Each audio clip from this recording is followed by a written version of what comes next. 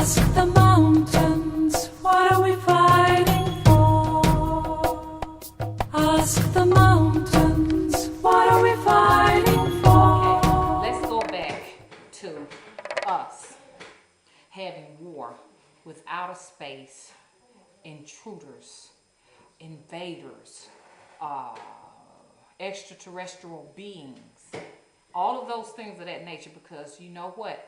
The United States has always had some contact with extraterrestrials.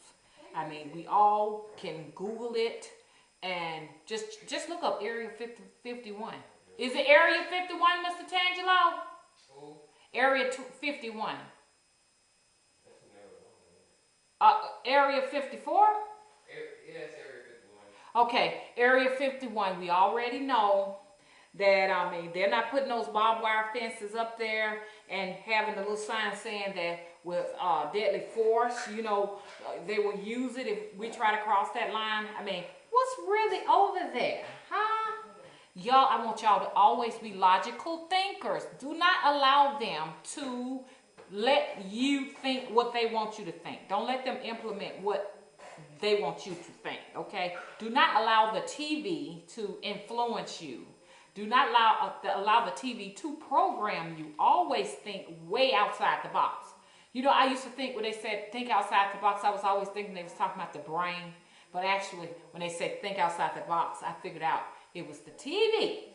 Think outside of the box, because it's going to be critical that you do this, because look, Babylon is about to fall. Can't you see it? I mean, it's in broad daylight, okay? This system is fixing to die. This governmental system that you know of today, where they take care of us, feed us, and nurture us, and give us what they want as long as we become their systematical slaves. I mean, going to work, clocking in, clocking out, too tired to even read and think for yourself, you know. It's just like a form of slavery. It's fixing to die. So who's going to take over? The only system that will take over from here is those systems that are getting themselves prepared now to take over. Okay, now I say that, but excuse me, federal government, I'm not talking about taking over, because you know I don't have the caliber to do so. But I am quite sure that there are some entities out there that are preparing themselves to take over this system that is about to fall. It may be overseas in another country, like China. Had y'all ever thought about that?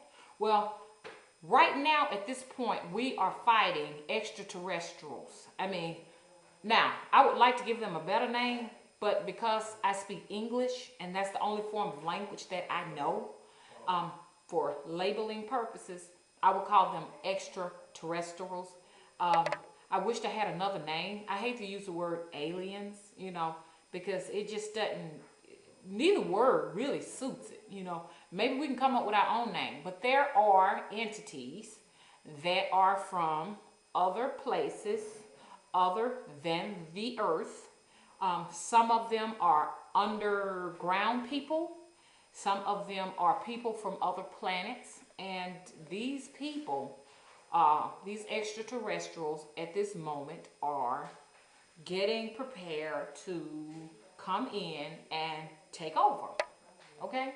I'm not a firm believer of the Bible, but there's some portions of it, like Revelations, that I can kind of see taking place right now.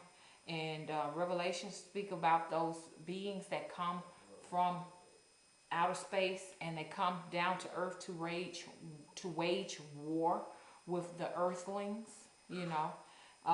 They put it in a different way, like the pale horse, and you know, just a nice little metaphor, nice little Christian metaphor and everything. But I really think, now a lot of people call them the Anunnakis, and a lot of people call them, you know, the people from Nibiru and all that, Nibiru and all that, Planet X and stuff like that. Good stuff. But I do believe that there are beings. A lot of people call them angels. We all know what they look like. They call them the alien grays, you know, and they have the big eyes that come out this way like this, and the tiny lips and stuff like that. They are real.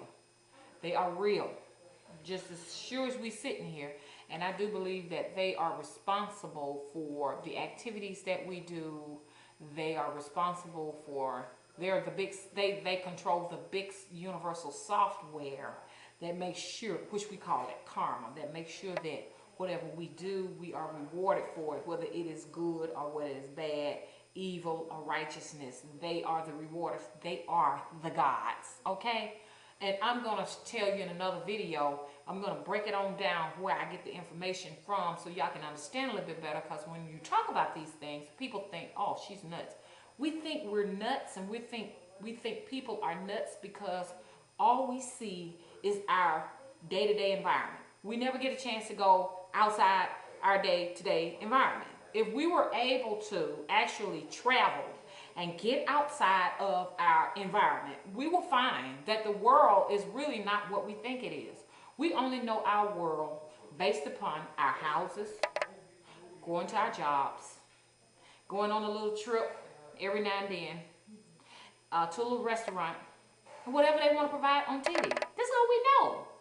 We have never gotten a chance to get out and explore caves, explore underground world caverns, go in the bottom of the ocean, go to the bottom of the earth, you know, go to outer space, or even stand on a mountaintop.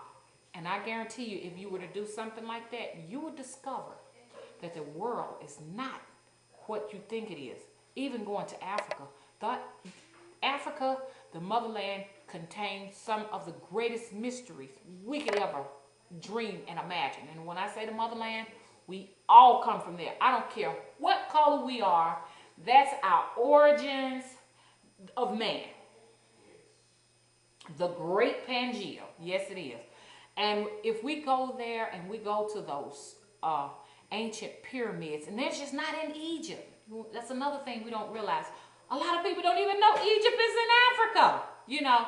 And my God, my mind was blown. I just bought me a globe one day, which I collect globes, y'all. I love globes. Since I was a little kid, I love globes. But anyway, hang on just 1 minute. I'm going to see how much time I got. Okay, got to stop it, y'all.